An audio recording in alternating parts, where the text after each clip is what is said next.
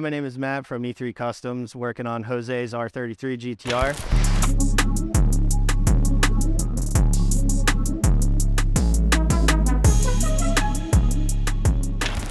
Pretty much, we talked about it about a year and a half ago. He wanted to do something a little clean and classy, so we landed on using Alcantara. Gives a nice race car feel to the inside, and the leather we used was a Porsche leather.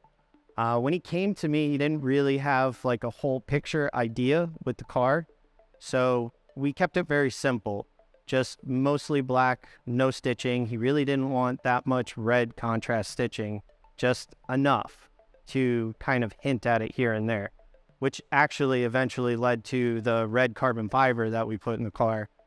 He just wanted a little more touch. He never once said anything to us about it having a roll cage in it, so you know, that mixed in with the red that we have for the carbon and a little bit of stitching, it's just the right amount.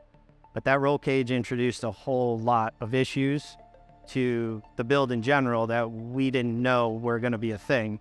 All those panels, like I said, we did them about a year ago while the car was getting built, body and paint and all that.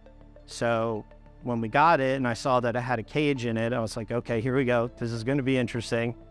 So first thing we wanted to do was try and test fit. We knew we were going to have to cut the package tray because the bar goes right through it. That also introduced a whole lot of issues. For example, the adjusters for the coilovers are on the top of there. And we knew that when we did it, you weren't really going to be able to get back there and adjust it. So I took some extenders that came off of my R8 and put them in the car so that the package tray just stays. You never have to go under there, besides, I guess, to change coilovers. And once we put the package tray, cut it, did all of that, then we went to fit the rear seat. And the rear seat, it slides up and then down to get it on. And that bar is very angled, like very close to the top of the seat. So that was a mission to get it in. But once it was in, it was fine. And same with the rear seat bottom. The cage was actually offset a little bit farther forward, which it couldn't have been any closer. It was like a millimeter or two clearance to where we would have had to take the seat bottom cover off, cut it, and then make a new seat bottom.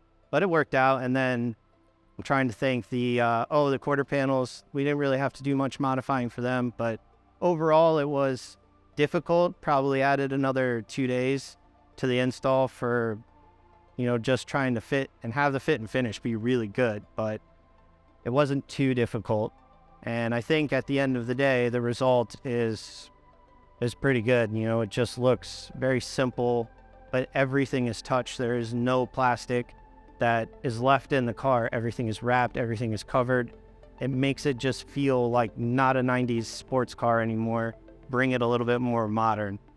So overall, I'm pretty happy with the way everything turned out, and still going to have to work on it a little bit later on once they get the wiring and the motor and all of that. But for the most part, our portion of it, it's SEMA ready.